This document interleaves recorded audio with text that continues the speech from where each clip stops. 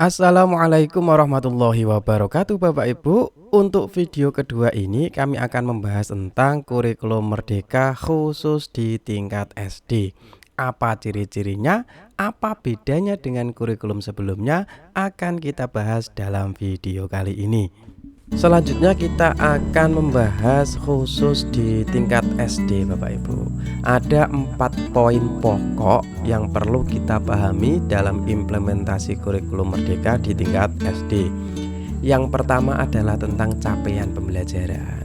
Ini adalah kompetensi yang harus dikuasai siswa. Kalau dulu namanya KIKD, nanti sekarang berubah menjadi capaian pembelajaran. CP itu seperti apa toh? Nanti akan kita bahas. Kemudian yang kedua adalah bagaimana struktur kurikulum kurikulum merdeka di SD itu seperti apa. Matematika berapa jam toh? Nanti seperti apa.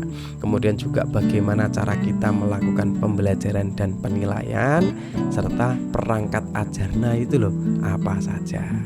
Kita bahas yang pertama tentang capaian pembelajaran. Capaian pembelajaran itu apa toh? Nah, seperti yang kami katakan tadi, capaian pembelajaran ini adalah istilah pengganti untuk KIKD. Capaian pembelajaran atau yang biasa disingkat dengan CP adalah kompetensi pembelajaran yang harus dicapai peserta didik pada setiap fase perkembangan. Jadi ketika siswa nanti sudah di akhir fase, maka siswa harus menguasai hal-hal ini. Nah, hal-hal inilah yang dinamakan dengan CP. Atau nanti kita mengajar apa toh di kelas? Kita mengajarkan yang ada di CP. Nah, di sini kok ada kata-kata fase perkembangan. Maksudnya apa toh Bapak Ibu? Nah, kita tentu sudah paham semuanya. Kalau dulu di kurikulum sebelumnya KIKD itu disusun berdasarkan kelas. Kelas 1 KD-nya harus ini, kelas 2 harus ini, kelas 3 harus ini. Tapi nanti capaian pembelajaran itu disusun per fase. Ada banyak fase Bapak Ibu. Yang pertama fase fondasi itu untuk kelas PAUD. Kemudian fase A untuk kelas 1 dan 2, fase B untuk kelas 3 dan 4, fase C kelas 5 dan 6, fase D full di SMP yaitu kelas 7, 8 dan 9. Kemudian di SMA dibagi menjadi 2 fase, fase E untuk kelas 10 dan fase F untuk kelas 11 dan 12. Artinya apa Bapak Ibu? Nanti CP itu tidak disusun per kelas tetapi per fase. Misalkan ini fase A ya Bapak Ibu. Jadi kelas 1 dan kelas 2 nanti CP-nya sama. CP-nya jadi 1. Nah, di sini salah satu letak dari fleksibilitas kurikulum merdeka. Kita nanti bebas Bapak Ibu. CP yang ada di fase A untuk kelas 1 dan 2 itu mau kita ajarkan di kelas 1 atau kelas 2 atau kelas 1 doang atau hanya kelas 2 boleh. Yang penting nanti di akhir kelas 2 ketika anak sudah mau naik kelas 3, maka CP, capaian pembelajaran pada fase A itu harus dikuasai oleh siswa. Makanya nanti tugas kita sebagai guru dari CP yang ada, kita nanti menyusun, menerjemahkan ke dalam tujuan-tujuan pembelajaran.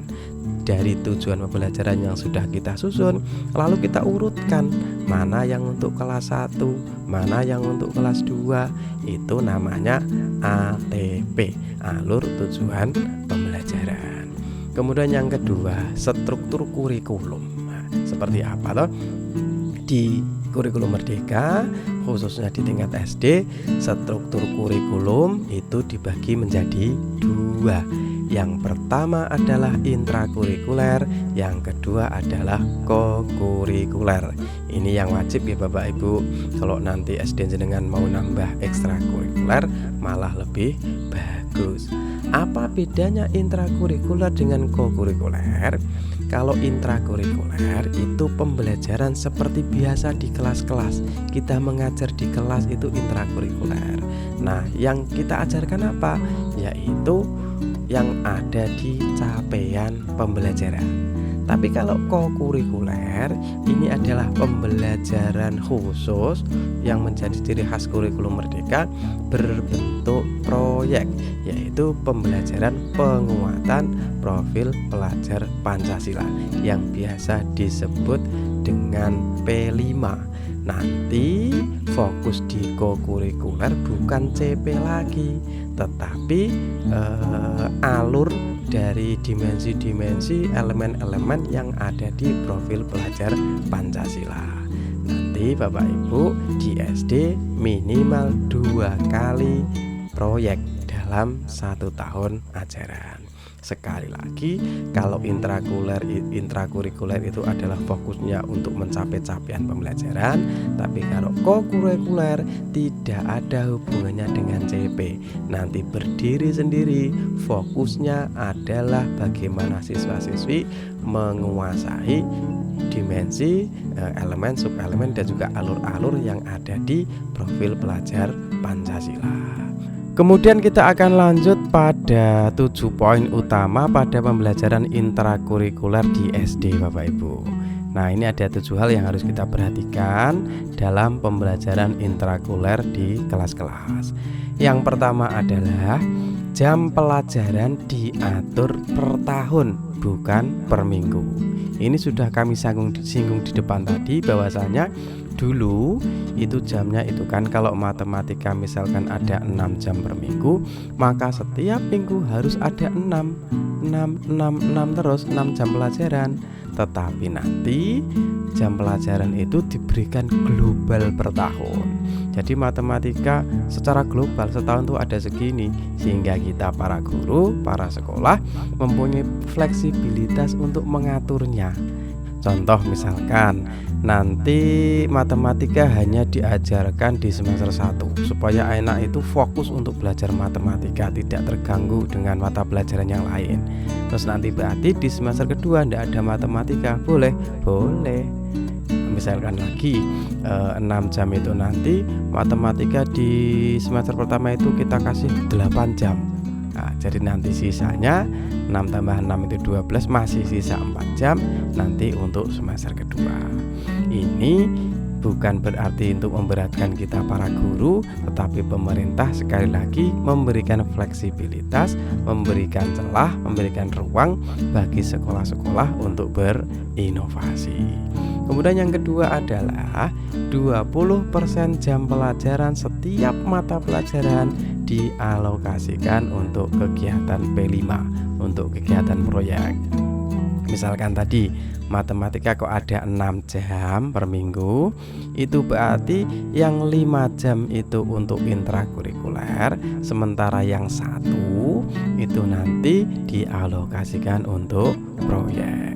Sehingga nanti jam proyek ini adalah kumpulan dari alokasi waktu dari setiap jam pelajaran 20%. Kemudian yang ketiga adalah satuan pendidikan memiliki fleksibilitas dalam memilih pendekatan pembelajaran. Kalau dulu kita diwajibkan memakai tematik, maka nanti kita bebas Bapak Ibu. Boleh memakai pendekatan tematik, boleh berbasis mapel, atau boleh integrasi antar mapel. Kemudian yang keempat, untuk mapel IPA dan IPS nanti dilebur menjadi satu, menjadi mata pelajaran IPAS, ilmu pengetahuan alam dan sosial. Kemudian yang kelima, nanti bahasa Inggris sudah menjadi mapel pilihan, tergantung kesiapan dari sekolah. Kalau dulu kan bahasa Inggris hanya sekedar menjadi ekstrakurikuler, tapi nanti sudah menjadi mapel pilihan. Kemudian berikutnya adalah adanya integrasi computational thinking pada mapel bahasa Indonesia, matematika, dan IPAS. Artinya apa? Nanti ketika kita mengajarkan bahasa Indonesia, matematika, IPAS, itu fokus kita bukan hanya sekedar siswa itu mampu menjawab soal, tetapi dari mapel inilah, dari ketiga mapel inilah kita nanti secara tidak langsung mengajarkan tentang computational thinking. Computational thinking itu apa toh? Nah, secara sederhana computational thinking adalah suatu proses pemecahan masalah yang dilakukan dengan cara berpikir seperti seorang programmer. Otak anak-anak itu seperti sudah terprogram.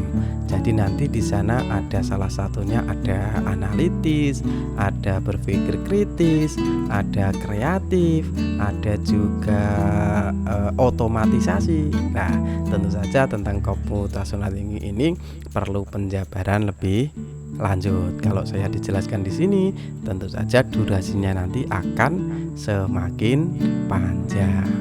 Kemudian Bapak Ibu, yang selanjutnya yang terakhir adalah satuan pendidikan dapat memilih sedikitnya satu jenis seni dari 4 seni yang ada. Kita nanti minimal membuka satu seni Bapak Ibu. Boleh seni budaya, seni musik, seni rupa, seni teater, seni tari. Nah, kita nanti minimal membuka salah satu. Boleh enggak lebih dari satu? Boleh.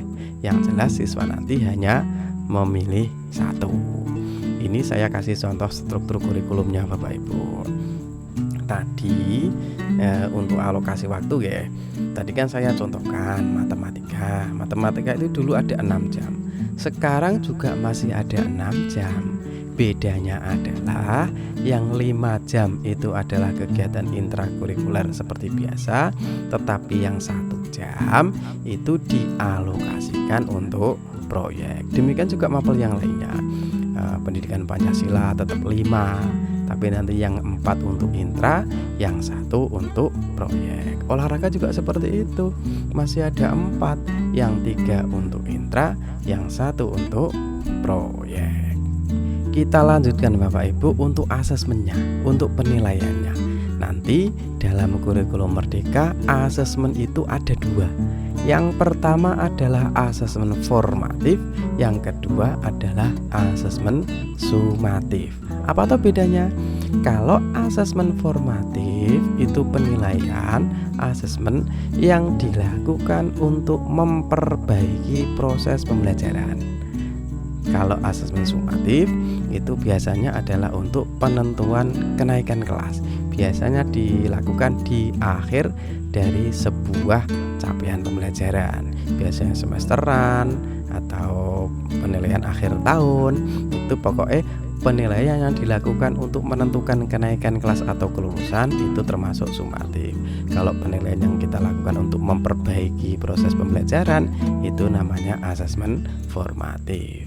Untuk lebih jelasnya kami sudah menyiapkan video yang lengkap tentang asesmen pada kurikulum Merdeka. Selanjutnya Bapak Ibu ada beberapa pertanyaan. Pak, apakah KKM itu sudah hilang toh? Tidak hilang Bapak Ibu, tapi diganti nama menjadi KKTP, kriteria ketercapaian tujuan pembelajaran. Setelah kita mengajarkan sebuah materi, sebuah tujuan pembelajaran, tentu harus ada indikator yang menyatakan bahwa anak itu sudah tuntas apa belum toh, anak itu sudah mampu menyerap apa belum toh. Nah, itu namanya KKTP, kriteria ketercapaian tujuan pembelajaran.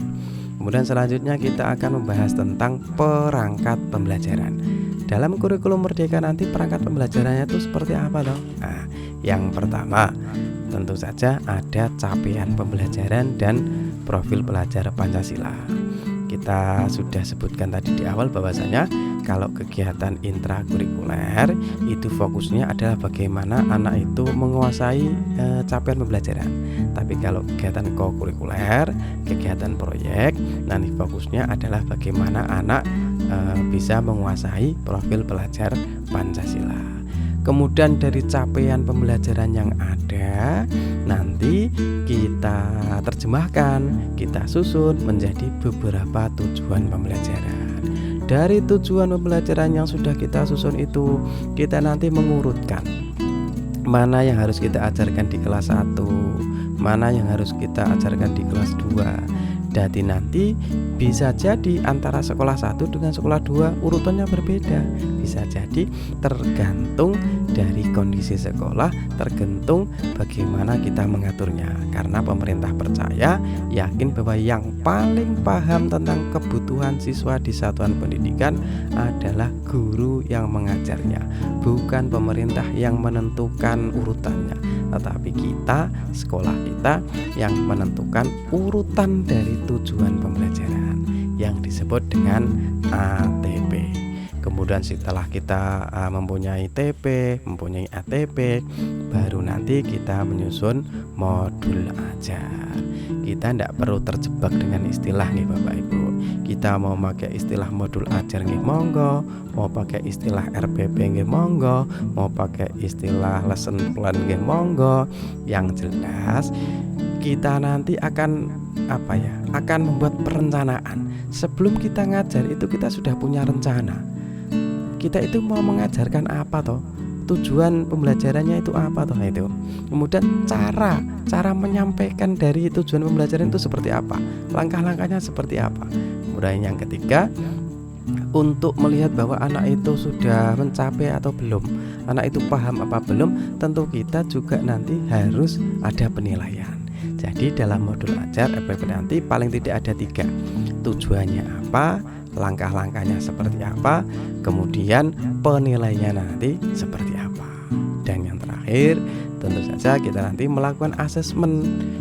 Bisa asesmen formatif, asesmen sumatif, ada rapot intrakurikuler, ada rapot proyek, dan juga ada KKTP yang pengganti KKM tadi Bapak Ibu.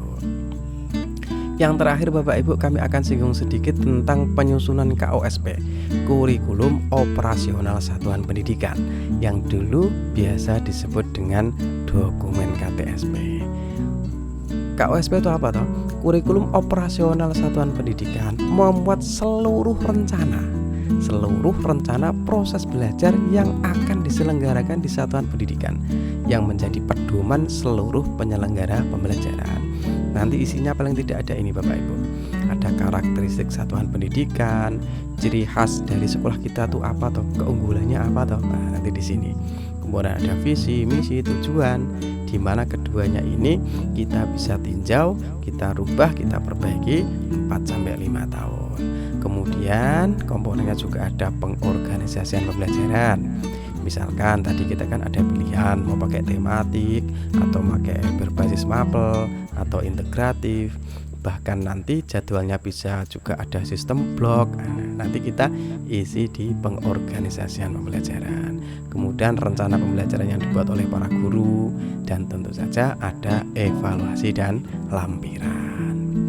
Mungkin cukup sekian ya Bapak Ibu untuk video yang pertama ini, semoga ada manfaatnya. Nyuwun tulung Bapak Ibu bisa di like, Bapak Ibu di subscribe, kalau bisa di share ke temennya.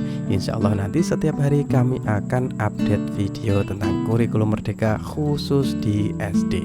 Terima kasih, semoga ada manfaatnya. Assalamualaikum warahmatullahi wabarakatuh.